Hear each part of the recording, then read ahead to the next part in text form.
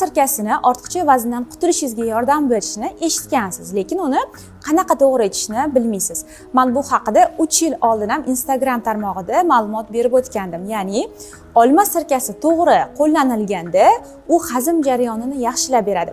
Ortiqcha vazndan qutulishingizga yordam beradi. Qondagi qand miqdorini pasaytiradi. Bundan tashqari oqsilni yaxshi so'rilishiga yordam beradi va albatta yog'larni eritishga, xolesterinni kamaytirishga yordam beradi. Faqat buning uchun siz olma sirkasini to'g'ri qo'llashni bilishingiz kerak.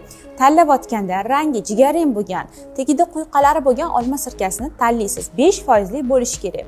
Bu olma sirkasini 1 stakan iliq suvga 1 choy qoshig'ida olma sirkasini aralashtirib, tabga ko'ra asal solsangiz bo'ladi. Olma sirkasi ichayotganda albatta har bitta inson o'zini mijozini va kasalliklarini bilib olishi kerak bo'ladi. Agar sizning mijozing sovuq mijoz bo'lsa, olma sirkasi ichishni umuman tavsiya